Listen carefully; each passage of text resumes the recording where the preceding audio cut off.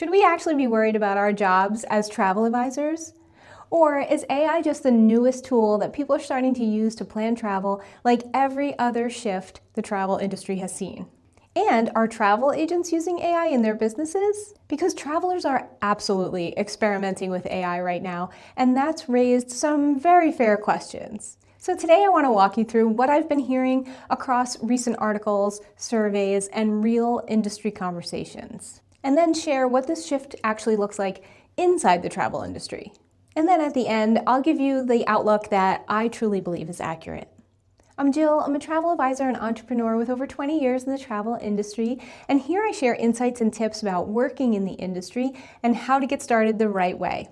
So let's start with the reality. Yes, consumers are using AI to plan travel. Nearly 4 in 10 US travelers have used AI while researching trips recently. That part is real and not something the travel industry is ignoring. But here's what doesn't quite make the headlines as much. Trust is still a major hurdle. Friends and family still remain the most influential resource in travel planning. Traveler reviews are still trusted more than algorithms. And human judgment still carries real weight, especially when time, money, and once-in-a-lifetime trips are involved. So yes, AI has definitely entered the conversation, but it has not replaced the relationship. Now I want to make something really clear because this part really matters. AI is excellent at certain things, but it's also very limited at others. AI is strong at speed, structure, and idea generation, but maybe not as strong at judgment, nuance, and real-world experience. Where it really shines is in early brainstorming and inspiration. When travelers feel overwhelmed and don't really know where to start, AI can quickly put together ideas, themes, and rough trip concepts. It's also very good at organizing trips into a day-by-day itinerary and outline that people can visualize how a trip is going to flow. And when users give detailed preferences, like age, travel style, dislikes, mobility needs, or food preferences, AI can actually do better than a lot of generic top 10 lists. It's also really great at summarizing massive amounts of information like reviews, blogs, guides into something digestible during early research. And here's an underrated one. AI helps people ask better questions. Better prompts lead to clearer itineraries and fewer mistakes. All of that is really helpful, powerful, and super useful. Now here's where things get interesting because this is where AI consistently falls short. And this is where multiple industry experts have raised some red flags. AI doesn't truly understand physical space. It can misjudge walk times, drive times, and geography in ways that don't make sense in the real world. AI also confidently recommends restaurants, hotels, or experiences that no longer exist, especially if they were popular at one point and written about a lot. Fora Travel has talked about how often outdated information shows up when AI pulls from older content without real-world verification. And there's also something that we call vibe blindness. AI struggles with atmosphere, romantic versus family-friendly, high energy versus peaceful, and cultural nuance. Humans feel this immediately, and AI doesn't.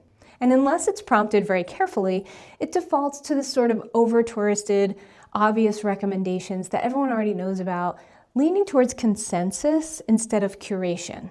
And the biggest issue of all is what we call confident hallucinations. AI can't really tell the difference between truth and assumption.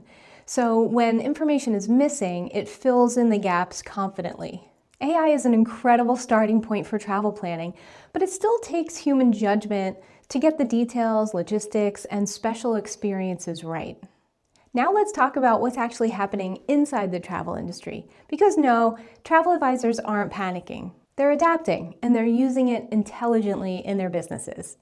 A lot of this perspective has been echoed in conversations coming out of podcasts and industry insider publications and forums.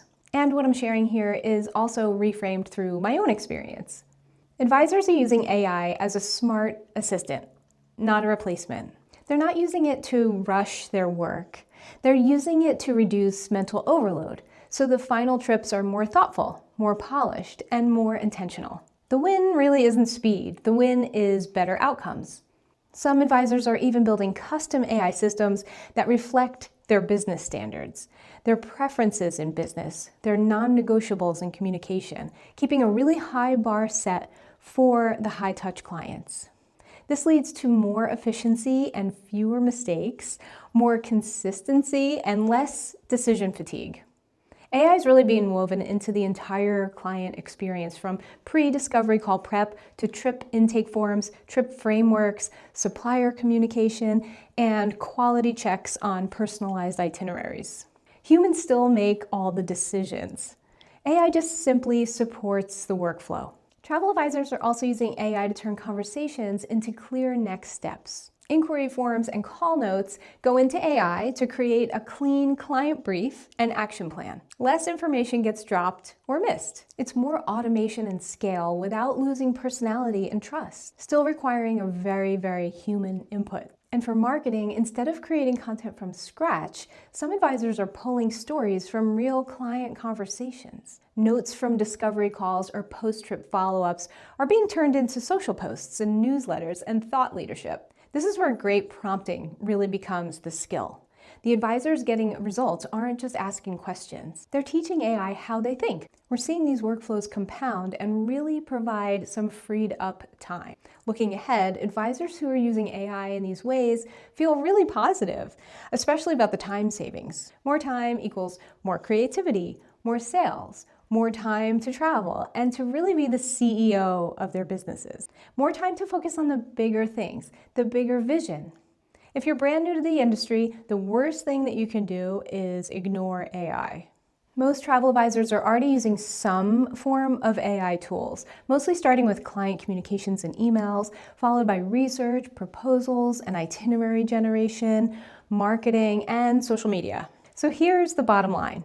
AI is great at getting ideas on the table and brainstorming, but the details, the context, the real-world judgment and experience, that's exactly where travel advisors continue to matter.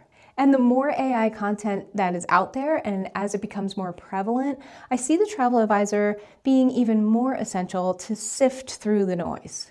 So no, AI isn't replacing travel advisors. It is reshaping how travel advisors work, and also how some travelers begin their research. If you're just getting started, I have a new Travel Advisors Toolkit that will help you get started the right way, and you can grab that below. And if you want to know how much money it'll take to get started as a new travel advisor, watch this video next. Thanks for watching.